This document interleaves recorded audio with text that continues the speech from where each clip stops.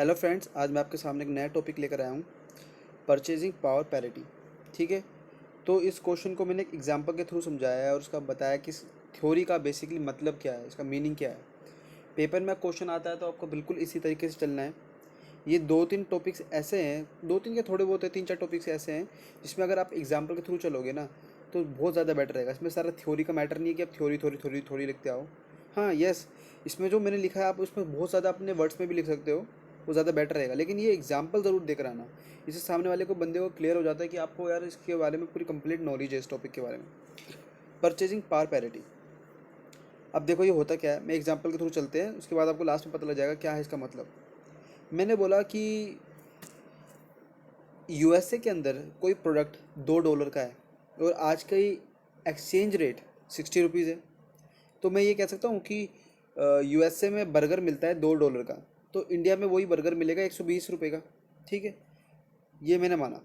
He goes the same product for same, he goes that product for same in both countries. ठीक है, अब क्या हुआ, अब होगी महंगाई, इन्फ्लेशन रेट आ गई।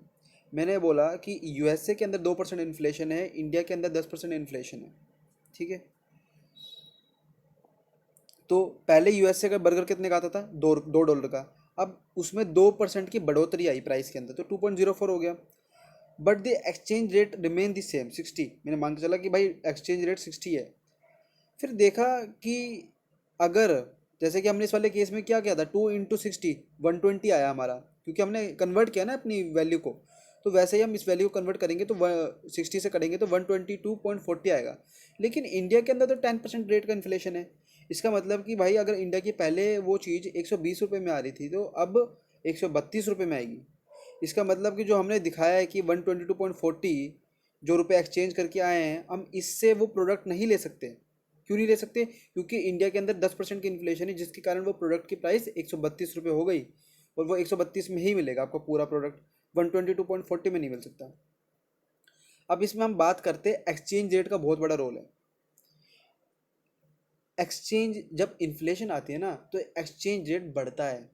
क्यों बढ़ता है, कैसे बढ़ता है, कैसे घटता है, सब देखते हैं। ठीक है, मैंने बोला हमें आपको, जैसे एक होती है करंट स्पॉट रेट, एक होती है फॉरवर्ड एक्सचेंज रेट। उसको निकालने का फॉर्मूला ये होता है कि एस ब्रैकेट में 1+IL अपॉन में 1+IF। ठीक है, एस की जगह आपकी करंट स्पॉट रेट आ जाएगी, 1+1.02, जो आपकी इन्फ्लेटेड वैल्यू है ना वो ऊपर आएगी।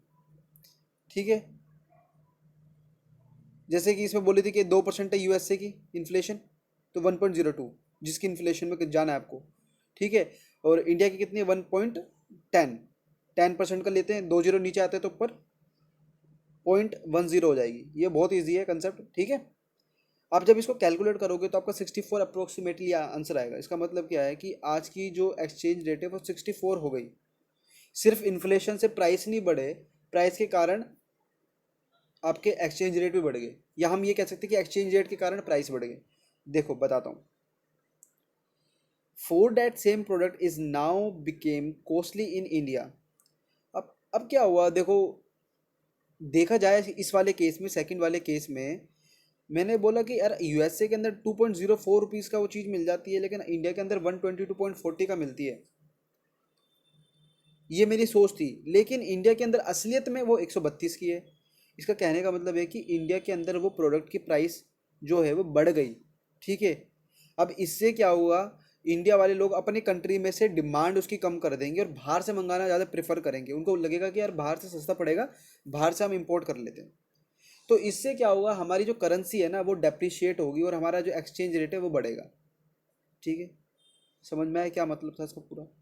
ध्यान से सुनो, सिंपल सी बात है, जब हमारी किसी चीज़ की प्राइस बढ़ गई है, बाहर सस्ती है तो मैं बाहर से मंगाऊंगा यार चीज़। जब मैं बाहर से मंगा रहा हूँ तो मुझे इंपोर्ट कर रहा हूँ तो मेरी कंट्री की जो करेंसी है वो डिप्रिशिएट होगी। ठीक है, क्योंकि मैं अपनी करेंसी किसी बाहर वाले बंदे को कन्वर्ट करके दे रहा हूँ, हमारी करेंसी बाहर जा रही है।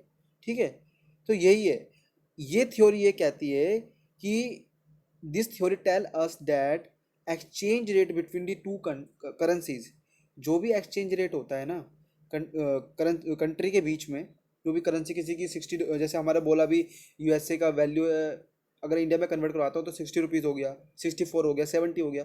ये क्या रिफ्लेक्ट करता है, ये परचेजिंग पावर पैरिटी रिफ्लेक्ट करता है करेंसी की, कि उस करेंसी की कितनी परचेजिंग पावर है। अगर किसी कंट्री की करेंसी की एक्सचेंज रेट बढ़ रही है, इसका मतलब क्या है कि उसका जो डिमांड है वो कंट्री के अंदर उन्होंने कम करके बाहर से मंगाना स्टार्ट कर दिया। बाहर से मंगाना स्टार्ट कर दिया तो उनकी एक्सचेंज रेट बढ़ने लगी। ठीक है। अगर इंडिया के अंदर इन्फ्लेशन ज़्यादा है तो इंडिया इंडिया वाले क्या कर रहे हैं, इंडिया वालों ने बाहर से मंगा ली वो चीज़, बाहर से उनको सस्ती पड़ी, लेकिन ओवरऑल इसका इम्पैक्ट क्या है इंडियन इकोनॉमी में।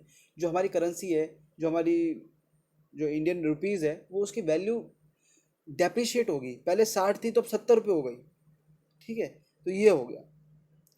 अब खुद देखो ना, एक एक पर्सन होता है, जैसे कि मैंने बोला कि यूएसए में जब जाता है वो, तो उसको 1-1 करोड़ 2-2 करोड़ का पैकेज मिलता है। लेकिन इंडिया के अंदर अच्छे अच्छे कंपनी में जो पैकेज मिलते हैं 30-40 लैक्स ऐसे से मिलते हैं।